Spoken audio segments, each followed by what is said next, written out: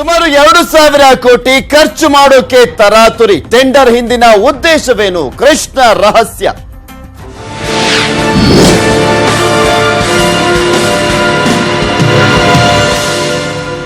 ಜಲಸಂಪನ್ಮೂಲ ಇಲಾಖೆಯಲ್ಲಿ gold mall ನಡೀತಾ ಇದೆಯಾ? ತರಾತುರಿಯಲ್ಲಿ ಅಲ್ಪಾವಧಿ ಟೆಂಡರ್ ಅನ್ನ ಕರೆದಿರೋದಾದ್ರೂ ಯಾಕೆ?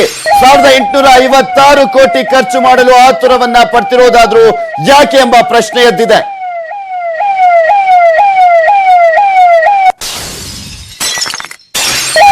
ನಿಯಮ ಉಲ್ಲಂಘಿಸ್ತಾ ಇಲಾಖೆ, ಜಲಸಂಪನ್ಮೂಲ ಇಲಾಖೆ ಲೋಕಸಭೆ ಚುನಾವಣೆ ಹಿನ್ನೆಲೆಯಲ್ಲಿ ಇಷ್ಟೊಂದು ತರಾತುರಿಯನ್ನ ಮಾಡಲಾಗ್ತಾ ಇದೆಯಾ?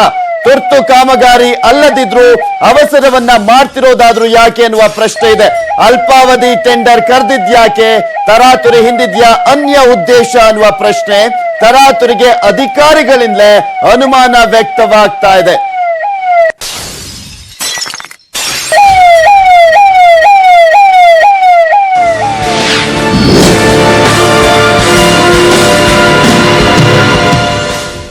ನಂದವಾಡಿಗೆ ಹನಿ ನೀರಾವರಿ ಯೋಜನೆ ವಿಚಾರಕ್ಕೆ ಸಂಬಂಧಪಟ್ಟಂತೆ ಮಾರ್ಚ್ 1ರಂದು ಟೆಂಡರ್ ಅನ್ನ ಕರೆದಿದ್ದೆ ಜಲಸಂಪನ್ಮೂಲ ಇಲಾಖೆ. ಏಪ್ರಿಲ್ 4ರವರೆಗೆ ಮಾತ್ರ ಬಿಡ್ ಅನ್ನ ಸಲ್ಲಿಸಲು ಅವಕಾಶವನ್ನ ಮಾಡಿಕೊಡಲಾಗಿದೆ. 3 ಪ್ರತ್ಯೇಕ ಪ್ಯಾಕೇಜ್ಗಳಲ್ಲಿ ಯೋಜನೆ ಅನುಷ್ಠಾನಕ್ಕೆ ಮುಂದಾಗಲಾಗಿರುವಂತದ್ದು. ಟೆಂಡರ್ ಕರೆಯಲು ಹಲವು ನಿಬಂಧನೆಗಳು ಇದೆ. ಕೆಟಿಪಿಪಿ ಕಾಯ್ದೆ ಅಡಿ ಹಲವು ನಿಬಂಧನೆಗಳಿದೆ. ಆ ಎಲ್ಲಾ ನಿಬಂಧನೆಗಳನ್ನ ಕೂಡ ಈಗ ಗಾಳಿಗೆ ತೂರಲಾಗ್ತಾ ಇದೆ. ಬೃಹತ್ ಮೊತ್ತದ ಟೆಂಡರ್ಗೆ ಸಮಯವನ್ನ ಕೂಡ ಕೊಡಬೇಕು. 2 ಕೋಟಿ ಮೇಲಿದ್ರೆ 60 ದಿನ ಸಮಯವನ್ನ ಕೊಡಬೇಕು ಎಂಬ ನಿಯಮ ಕೂಡ ಯೋಜನೆಯಲ್ಲಿ ಇರುವಂತದ್ದು. ಪರಾಮರ್ಶೆಗೆ ಸಮಯವನ್ನ ಕೊಡ್ಲೇಬೇಕು. ಅದ್ಯಾವುದನ್ನು ಕೂಡ ಕೊಡಲಾಗ್ತಾ ಇಲ್ಲ. ಯಾಕೆ ಎನ್ನುವ ಪ್ರಶ್ನೆ ಎದ್ದಿರೋದು. ಈಗ ಕರೆದಿರುವಂತಹ ಟೆಂಡರ್ ನಲ್ಲಿ ನಿಯಮವನ್ನ ಉಲ್ಲಂಘನೆ ಮಾಡಲಾಗ್ತಾ ಇದೆಯಾ?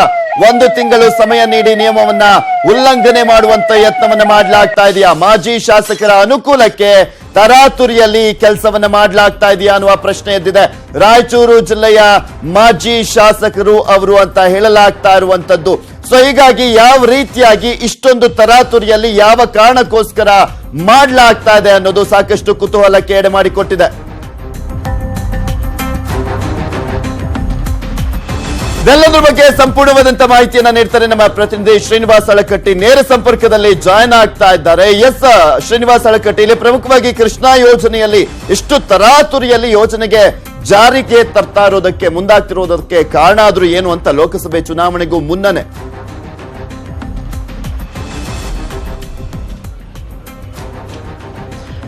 ಪೃಥ್ವಿರಾಜ್, ಜಲಸಂಪನ್ಮೂಲ ಇಲಾಖೆ ಏನೊಂದು ಗುತ್ತಿಗೆಯನ್ನು ಕರೆದಿದೆ, ಆ ಗುತ್ತಿಗೆ ಬಗ್ಗೆ ಸಾಕಷ್ಟು ಅನುಮಾನಗಳು, ಸಂಶಯಗಳು ಇದೀಗ ವ್ಯಕ್ತವಾಗ್ತಾ ಇದೆ ಅಂತ ಹೇಳ್ಬೋದು. ಅಂದ್ರೆ ಕೃಷ್ಣಾ ಮೇಲ್ದಂಡೆ ಯೋಜನೆಯಲ್ಲಿ ಬರ್ತಕ್ಕಂತಹ ಒಂದು ನಾರಾಯಣಪುರ ಒಂದು ದಂಡೆಯಲ್ಲಿ ಏನಿದೆ, ಸುಮಾರು 1,05,000 ಹೆಕ್ಟೇರ್ ಪ್ರದೇಶದಲ್ಲಿ ಒಂದು ಹನಿ ನೀರಾವರಿ ಯೋಜನೆಯನ್ನ ಮಾಡಬೇಕು ಅಂತಕ್ಕಂಥ ಒಂದು ಪ್ಯಾಕೇಜ್ ಇತ್ತು. ಈ ಹಿಂದೆ ಕೂಡ ಇಂಥ ಒಂದು ಯೋಜನೆ ಕೂಡ ಸಿದ್ಧಗೊಂಡಿತ್ತು. ಇದಕ್ಕಾಗಿ 2,358 ಕೋಟಿ ಒಂದು ಯೋಜನೆ ಇದಾಗಿತ್ತು.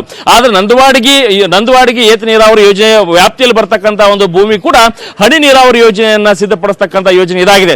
ಈ ಯೋಜನೆಗೆ ಸುಮಾರು 1,855 ಕೋಟಿಯನ್ನ ಸರ್ಕಾರ ಖರ್ಚು ಮಾಡಲಾಗ್ತಾ ಇದೆ. ಆದ್ರೆ ಏಕಾಏಕಿ ಈ ಒಂದು ಗುತ್ತಿಗೆಯನ್ನ, ಟೆಂಡರ್ ಪ್ರಕ್ರಿಯೆಯನ್ನ ಯಾಕೆ ಇತ್ತೀಚೆಗೆ ತರಾತುರಿಯಾಗಿ ಕರೆದಿದೆ ಸರ್ಕಾರ ಅಂತಕ್ಕಂದ್ರ ಬಗ್ಗೆ ಸಾಕಷ್ಟು ಅನುಮಾನಗಳು ಇದೀಗ ಕಾಡ್ತಾ ಇದೆ ಅಂತ ಹೇಳ್ಬೋದು. ಪ್ರಮುಖವಾಗಿ ಒಂದು ಟೆಂಡರ್ ಪ್ರಕ್ರಿಯೆಗೆ 60 ದಿನಗಳ ಒಂದು ಕಾಲಾವಕಾಶವನ್ನು ಕೊಡಬೇಕು. ಇದನ್ನ ಪಾರದರ್ಶಕ ಒಂದು ಕಾಯ್ದೆಯಲ್ಲಿ ಕೂಡ ಇಂಥ ಒಂದು ವಿಚಾರ, ಇಂಥ ಒಂದು ನಿಯಮ ಕೂಡ ಇದೆ. ಆದ್ರೆ ಏಕಾಏಕಿಯಾಗಿ ಮಾರ್ಚ್ 1ರಂದು ಗುತ್ತಿಗೆಯನ್ನು ಕರೀತಾರೆ. ಏಪ್ರಿಲ್ 4ರವರೆಗೆ ಮಾತ್ರ ಒಂದು ಕಾಲಾವಕಾಶವನ್ನು ಕೊಡ್ತಾರೆ. ಅಂದ್ರೆ 30 ದಿನಗಳ ಮಾತ್ರ ಒಂದು ಕಾಲಾವಕಾಶವನ್ನು ಕೊಡ್ತಾರೆ.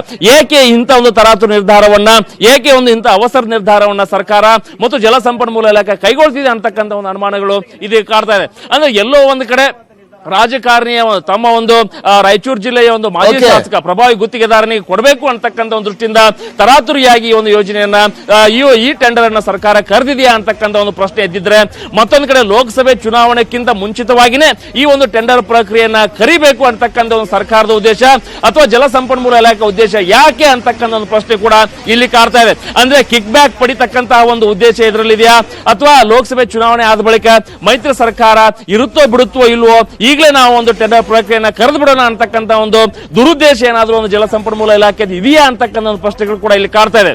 ಅಂದ್ರೆ ನಿಯಮಗಳನ್ನ ಉಲ್ಲಂಘನೆ ಮಾಡಿ ಏಕಾಏಕಿ ಒಂದು ಜಲಸಂಪನ್ಮೂಲ ಇಲಾಖೆ ಯಾಕೆ ಈ ಟೆಂಡರ್ ಅನ್ನ ಕರೆದಿದೆ ಅಂತಕ್ಕಂಥ ಪ್ರಶ್ನೆ ಇದಕ್ಕೆ ಕಾಡ್ತಿದೆ Prithviraj. Okay, thank you Srinivas Alkatti ನಿಮ್ಮೆಲ್ಲ ಡೀಟೇಲ್ಸ್ಗಾಗಿ.